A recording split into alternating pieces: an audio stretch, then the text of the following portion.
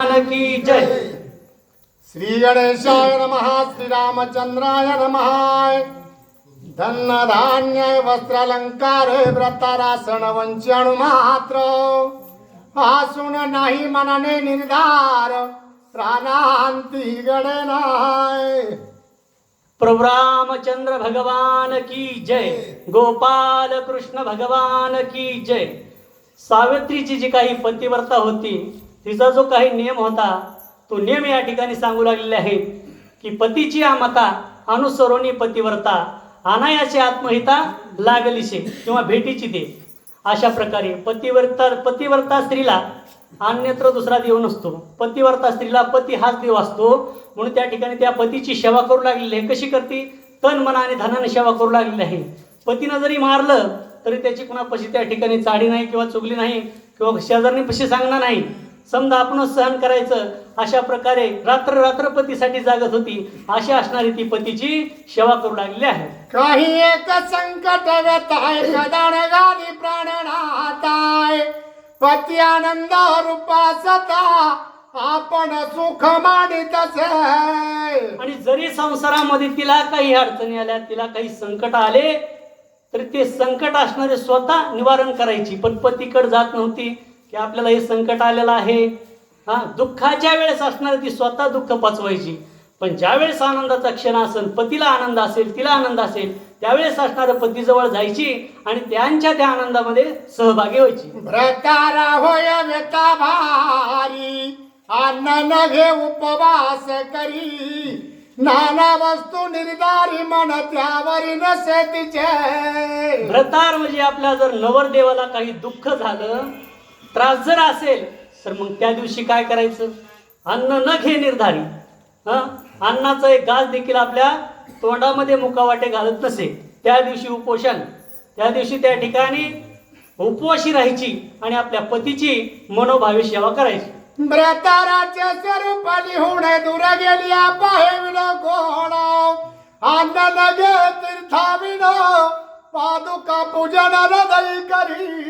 आणि जर आपला भ्रतार असणारा पती जर दुसऱ्या गावाला किंवा त्या ठिकाणी काही कामानिमित्त गेलेला असेल तर त्या दिवशी पतीच्या ज्या पादुका आहेत त्या पादुकाचं दर्शन घ्यायचं आणि त्या ठिकाणी पती गेल्याच्या नंतर जे काही साज श्रंगार आहे त्याचा त्याग करायचा. आणि जोपर्यंत पती माघारी येत नाही तोपर्यंत दरवाजाच्या आतमध्ये राहून असणारे त्या ठिकाणी पतीचं चिंतन करीत राहायचे. आईशी उत्तम गुण खाणी पतीचा वेद दावी म्हणी. जागृती सुषुप्ती स्वप्नी न वंची काही तयात. आणि पतीचा वेद तिच्या मनामध्ये लागलेला आहे. जागृती, स्वप्नी आणि सुसुप्तीमध्ये अन्य विचार नाही. सर्व विचार असणारा पतीचा आहे. झोपली तरी पतीचाच विचार, जागे असली तरी पतीचं चिंतन चालू आहे. अखंड असणारे आपल्या पतीच्या आणि ध्यानामध्ये त्या ठिकाणी मग्न आहे. जाईल तरी जावा प्राण परिपतीचे न बोलून. जन्मोजन्मी हाच तो म्हणून सर्व देवा नमस्कारी. आणि पतीचं जे काही न्यून आहे, कमीपणा आहे, तो प्राण गेला तरी दुसऱ्याला सांगत नव्हती की माझा पती असा आहे, माझा पती तसा आहे. अजिबात नाही. प्राण गेला तरी चालन म्हणले पण कुणाला त्या ठिकाणी चाडी नाही, चुगली नाही, काहीच नाही. आणि अखंड भगवंताला एकच विनंती की देवा जन्मोजन्मी. आज तुम्ही सर्वांनी म्हटलं असेल की देवा ज्यावेळेस तुम्ही ओढाला प्रदक्षिणा करतात दोरा घेऊन त्यावेळेस म्हणतात की जन्मोजन्मी हाच पती आम्हाला दे अशी विनंती करतात. तशी ती दररोज त्या ठिकाणी आपल्या पतीला देवाकडून मागून घेत होते. व्रतारासन कळात काही एक देवी वस्तू. ब्रह्मा विष्णू उमाकांत स्वरूप भावी पतीचे. आणि जे काही करायचं आहे ते पतीलाच विचारून करायचं आहे. पतीच्या व्यतिरिक्त काहीच नाही. आपला विचार आणि तिचा विचार पार जमीन आणि आसमानचा आहे. सती असणारी सावित्री तिचा जर विचार केला तर ती बघा तुम्ही, कारण सर्व काही असणार ती पतीला विचारून करीत होती. मग कोणत्या पेटीमध्ये कोणत्या साडीमध्ये 500 रुपये ठेवलेत ह्याचा विचार होता का नाही? हे आपलंय. पण तिचं कसं होतं, कोणतंही असणारं कार्य असो ती पतीला विचारायची आणि नंतरच करायची. मनोभावे असणारी ती आपल्या पतीची सेवा करत होती. पतीचे मन रमे जेणे तेच बोल कौतुक वचन. मणी म्हणे आहे वपणे मी जाईन यादी. आणि आपल्या पतीपाशी असणारी ती सारखं म्हणायची, काय म्हणायची? पतीचं गुणगान गायची. हा, स्वतःचं गात नव्हती. मी कशी दिसते? अजिबात नाही.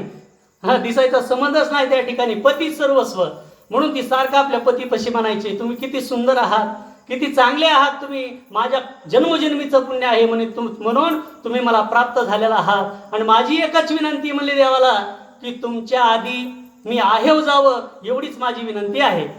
पूर्व तपाच्या राशी पूर्ण तरी 80 पावे सुलक्षण. तिचा ह्या लोकी मान परत्री धन्य म्हणवित. मग माणसाचं पूर्वजन्माचं पुण्य लागतं. पूर्वजन्माचं पुण्य असेल तर 4 गोष्टी आपल्या मनासारख्या भेटतात, नाही तर भेटत नाही. आपण जे केलेलं पाप आहे, आपण जे केलेलं पुण्य आहे, ते आपल्याला मुलाच्या रूपानं, बायकोच्या रूपानं, सुनाच्या रूपानं, जावयाच्या रूपानं, बापाच्या रूपानं, माईच्या रूपानं येत असतं. म्हणून त्या ठिकाणी पुण्य जर चांगलं असेल तर बायको चांगली भेटती, मुलं चांगले होतात, आई वडील चांगले भेटतात. जर चांगले नाही भेटले तर माणसाचा त्या ठिकाणी दुष्काळ आहे जीवनामध्ये, त्याचं काहीच खरं नाही. पाप आहे म्हणून मुलगा वाईट निघतो, पुण्य आहे म्हणून मुलगा चांगला निघतो. त्याप्रमाणे या ठिकाणी सावित्री भेटली, हे असणारं सत्यवानाचं जन्मोजन्मीचं पुण्य आहे, असे ग्रंथकर्ते सांगतात. स्वर्गीच्या सर्व पतिव्रता तिस सामोऱ्या येती तत्वता. ओवाळून या राजा देव पुष्पवृष्टी करीती. किती महान पतिव्रता असणारी सावित्री होती या मृत्यू लोकांमधली. स्वर्गात जेवढ्या काही पतिव्रता असणाऱ्या होत्या किंवा गेलेल्या होत्या, त्या सर्व पतिव्रता असणाऱ्या त्या ठिकाणी सावित्रीला पाहिल्याच्या नंतर त्या तिच्या समोर यायच्या, ताटं घेऊन यायच्या आणि त्या सावित्रीला ओवाळायचं काम करायच्या. या सद्गुणे मंडित पूर्ण सावित्री देवी गुणनिधान. परिणारात गेला सांगुण तो दिवस जवळ आला. या सर्व पृथ्वी मंडळामध्ये त्या वेळेस त्या ठिकाणी सावित्री सारखी पतिव्रता आणि गुणवान असणारी दुसरी स्त्री नव्हती. पण योग असा, आता 1 वर्ष पूर्ण झालेला आहे आणि नारद महर्षी ज्या दिवशी असणार तुझ्या पतीचा देहांत होणार आहे, जाणार आहे, तो दिवस असणार 1 वर्षाच्या नंतर, तो आज आलेला आहे. आणि त्या दिवसामध्ये आता काय होत आहे का? मरणाचे दिवस चारी उरले ते कळले सुंदरी. 3 दिवस निर्धारी सावित्री करी उपोषण. आता तो दिवस असणारा नारद महर्षींना सांगितलेला आहे, ते 4 दिवस आलेले आहेत. 4 दिवसच येऊन ठेपलेला आहेत. आणि 3 दिवस म्हणजे 4था दिवस असणारा 1, 2, 3, 4 1 दिवस तर असणारा चालू आहे. आणि त्या दिवशी कळालं तिला की आपल्या पतीचं मरण जवळ आलेलं आहे. 3च दिवस राहिलेले आहेत आजचा सोडून. मग तिनं असणार त्या ठिकाणी त्या ज्या दिवशी कळालं का, म्हणजे तिला माहित होतं, सारखं माहित होतं, आठवण होती, पण आता 4 दिवस राहिले हे कळालं. कळल्याच्या नंतर तिनं त्या ठिकाणी जे काही व्रत आहे ते व्रत करायला सुरुवात केली. नगे फळमुळ जीवन अन्न सासुरा बोलवचाळ. मने माय करिसी उपोषण का निर्वाण मांडले. सावित्रीनं त्या ठिकाणी अन्न, फळ, मूळ हे सर्वांचा त्याग केला आणि उपोषण सुरू केलेलं आहे. सर्वस्वाचा त्याग करून उपोषणाला बसलेले आहे. त्यावेळेस सासरा बोलू लागलेला आहे की हे माये, हे सावित्री, तू असं सर्वस्वाचा त्याग कशामुळे केलेला आहेस आणि उपवास तू असणाऱ्या ठिकाणी का करू लागलेले आहेस? पतीचा मृत्यू दिवसाला जवळी कोणाला सांगे बेलाळी. तो सत्यवान सकाळी वना प्रती चालिला. हो, सर्व तिला माहिती होतं, पण असणारा सासू सासरे विचारू लागले, पण तिनं सांगितलं का? नाही सांगितलं. तिला सर्व माहिती होतं आणि सांगितलं नाही. आणि त्याच दिवशी असणाऱ्या सकाळी सत्यवान असणाऱ्या हातामध्ये कुऱ्हाड घेतली, दावं घेतलं आणि त्या ठिकाणी सरपण आणण्यासाठी, लाकडं आणण्यासाठी जंगलाच्या दिशेनं निघाला. सावित्री देवी वारी ते परित्याचा जवळ आला मृत्यू.